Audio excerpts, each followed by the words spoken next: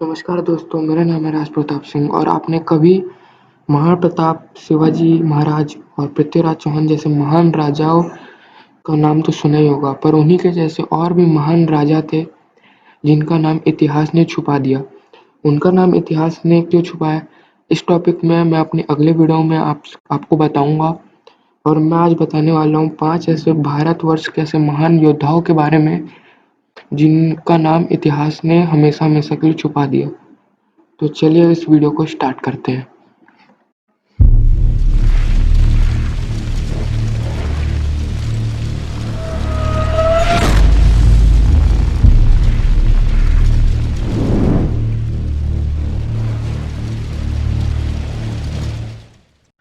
तो नंबर 5 पे है अजीत सिंह राठौर। महाराज अजीत सिंह राठौर बहुत ही प्रतापी एवं महान राजा भी थे और उसके साथ ही साथ एक कुशल योद्धा भी थे। महाराज अजीत सिंह राठौर ने एक बार दिल्ली के शासक मुगल बादशाह फारूक सियार को उनके दरबार से घसीटकर किले के बाहर फेंक दिया था और उनके ऊपर हमला करके दिल्ली को भी जीत लिया था और दिल्ली में भगवा परचम कायम कर दिया था। तो इसी के साथ हम बढ़ते हैं अपने चौथे नंबर के योद्धा की तरफ। तो नंबर 4 पे है शमशेर बहादुर। शमशेर बहादुर को आप नहीं जानते होंगे, लेकिन उनका नाम आपने जरूर सुना होगा क्योंकि वो पेशवा बाजीराव और मस्तानी के पुत्र थे और हाल ही में आई पानीपत पिक्चर में भी उनके रोल को प्ले किया गया और वो पानीपत की तीसरी लड़ाई में वीर गति को प्राप्त हुए थे और वो एक बहुत ही महान योद्धा भी थे, जिस कारण से आज की हमारी इस टॉप 5 लिस्ट में वो 4th नंबर पे हैं, पर उनके वीर गाथा को इतिहास ने छुपा दिया गया।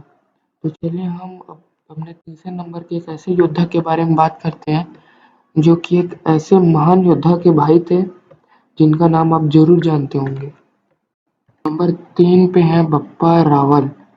बप्पा रावल महाप्रताप के छोटे भाई थे और उनके ही समान पराक्रमी और कुशल योद्धा भी थे और उसी के साथ ही साथ महादेव के बहुत बड़े भक्त थे।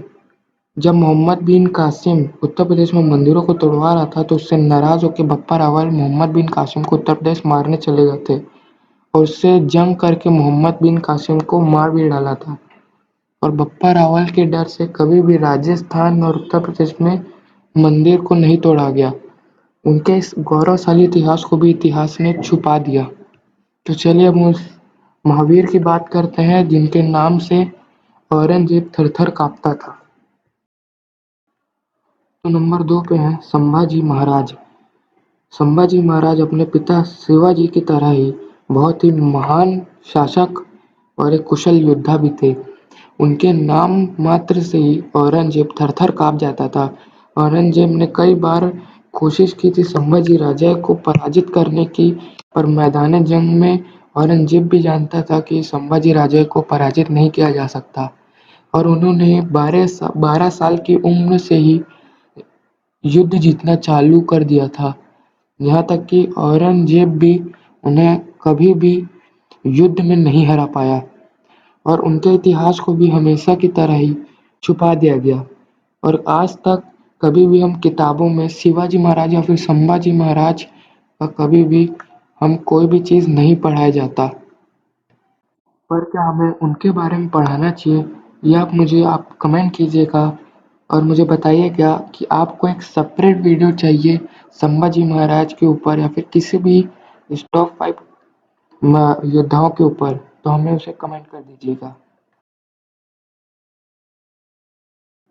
तो नंबर 1 में है एक ऐसा महान योद्धा जिसके कारण महाभारत अधूरा-अधूरा सा लगता है और वो एक ऐसे महान पराक्रमी और एक महारथी योद्धा का बेटा है जिसे आप जरूर जानते होंगे। वो महारथी कर्ण का बेटा है, सबसे बड़ा बेटा विषसेन। विषसेन को कभी भी महाभारत में नहीं दिखाया गया क्योंकि अभिमन्यु का जो पात्र था वो उससे थोड़ा कम शक्तिशाली लगता, इसलिए उसे कभी भी महाभारत में नहीं दिखाया गया।